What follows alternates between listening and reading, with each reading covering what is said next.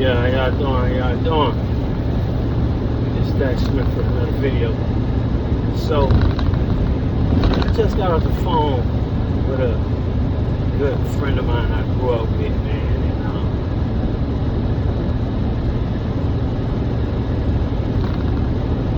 And I gotta find out. Do me a favor, family.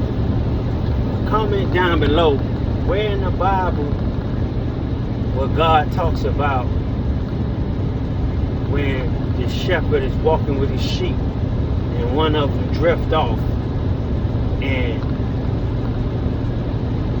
God don't mind telling the flock the pack to chill and hold up while he go get that one that drifted off. I brought that up and said that to say this, man. A good friend of mine, we both had marriage issues or whatever. Two different things. You know, the enemy stay busy, you know. And he was going through it with his wife. You know, he didn't have any kids from her. And the infidelity part, you know, was going on. And long story short, they was going through it. And I was like, man, bruh, man, get you a divorce, man. You know, even though I really don't believe in divorce, but what I do believe in is if you're around anything or anyone toxic, separate yourself from that and build up that good energy. You want to be around good energy, around good vibes, you know what I'm saying? Have your spirit right, have your soul right, you know, because all that stressing and that toxic stuff, that causes stress and a whole lot of unhealthy stuff. So with that being said, unfortunately, man, you know, the enemy has a couple ways where those demonic spirits can get a stronghold on you. And two of the easiest ways is, one, alcohol, getting intoxicated, getting drunk, you know, opening that window for the demonic to get a stronghold on you, and anger. You know, you don't ever want to be in rage. You know, that's not good for your spirit. That's not good for you, period. So try your best to not let no one steal your joy. And the enemy understands that, especially when you doing what you're supposed to do. You know, but you know, with that being said, he ended up getting into it with his girl. And some dude, he had just lost his job.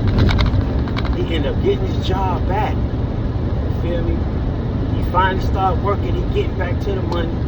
You know, he doing a lot of stuff or whatever, and you know, buying rims and jewelry and all that, guns. All that stuff is pretty. You know, it's cool for the most part. But the big picture is, are you living in your purpose? Are you doing what you're supposed to do? And he messed around and on his way to work, I don't know if he got a phone call or what, but however the scenario had played out, he ended up pulling up on his wife in a car with some dude, and he let the emotions get the best of him, and you know, he ended up doing something stupid and ended up getting himself put in jail.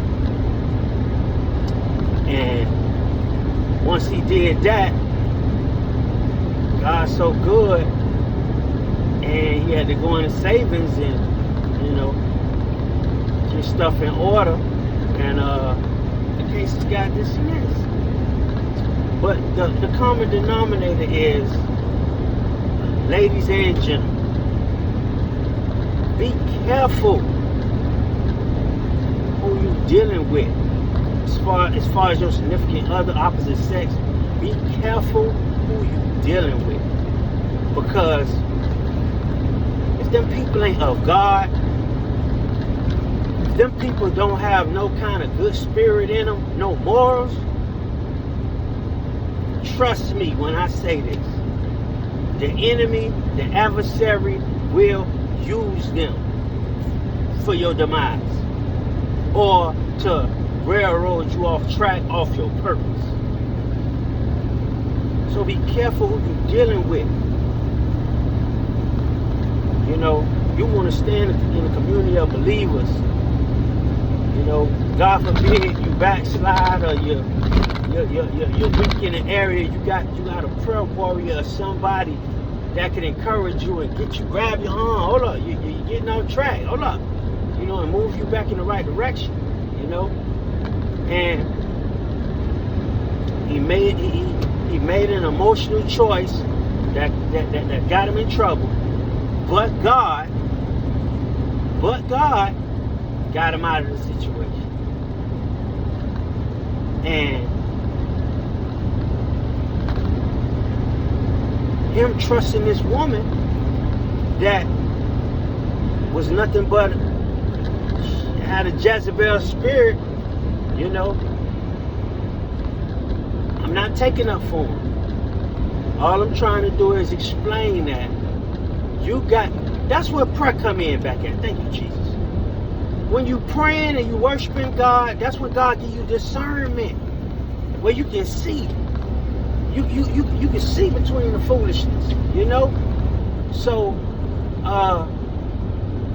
he didn't catch the discernment, and he messed around and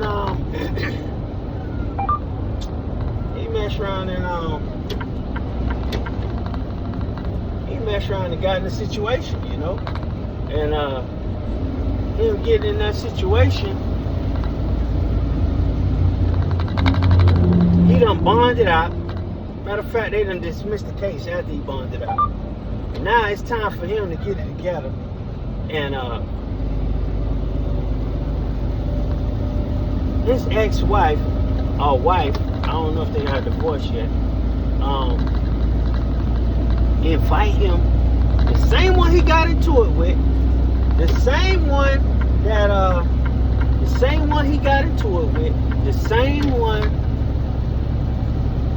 the reason why he went to jail, because she was cheating. She invited him to her house. He go around there to see her. And mind you, it was her and the dude she was cheating with together when that last incident happened. So he go around there to see her, seeing love, you know. But you gotta think with your head and not your heart, man, or your other head. And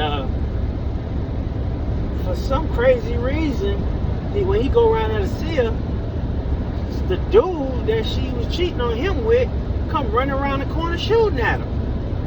He leave the scene, and here we go with the street cred foolishness.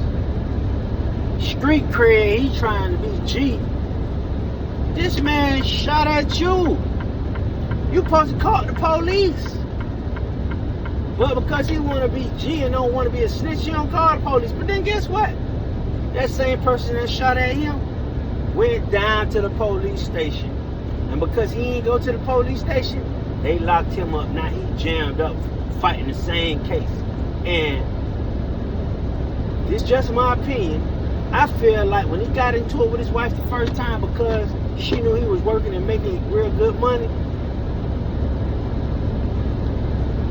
and after that situation, you know, put a little bag in her life, and she fell back. I personally feel like she put this second play together as a money scheme to extort him out some money. You know, go ahead, set him up, and then think a whole nother bag gonna come like the first time. But this time, he on his nuts. He ain't got no bread like that. You know what I'm saying? So now but see, God, man, you know, it could have went left. People could have died. He could have got killed. God got a bigger plan for him. And I hope when you hear this story, take it for what it is. God really be trying to help us. God really be trying to show us signs.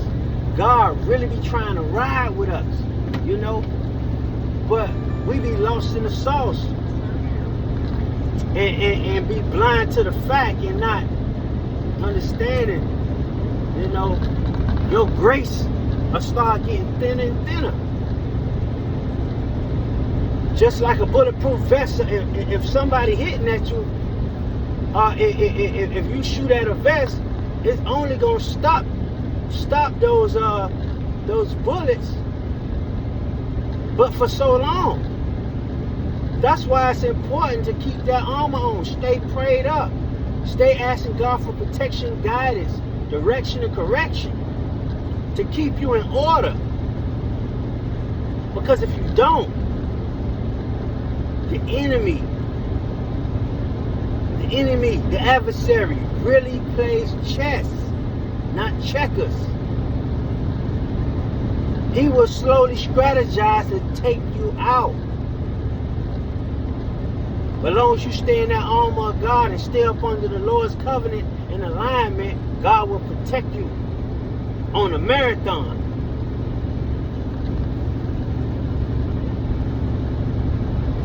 God got the power to fix anything and everything.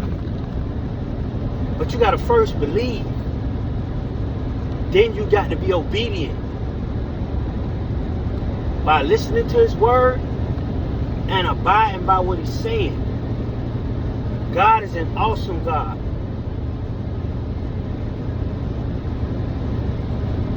And God get him out this one.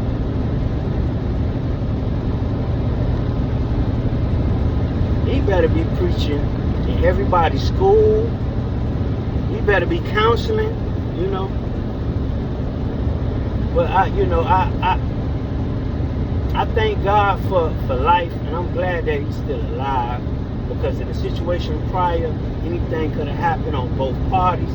I'm glad there's no death in the situation, and to God be the glory. He gonna get the glory, you know. At the end of the day, man, what I was gonna say, I ain't gonna even say it, because I ain't gonna speak that into existence. But I'd rather be free than anything. First and foremost, I'd rather be alive. And outside of being alive, I'd rather be free to do God's will and walk in my purpose. So, with that being said, y'all be careful who y'all dealing with. Understand that God is a real, true, living God. Don't let anybody tell you, and don't let the adversary trick you to thinking that he's not real, because he is. But remember, the Most High God, I am that I am, Yeshua, Jehovah, he's the adversary's father. He still got to check in with the big boss man, you know. The Most High God created him, you know. So he got dominion over the earth, but God got the final say so over everything.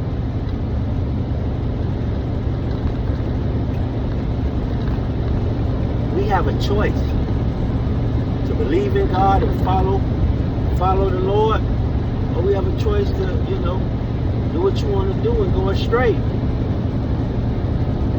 The first thing of wisdom is knowing that is the fear of the Lord.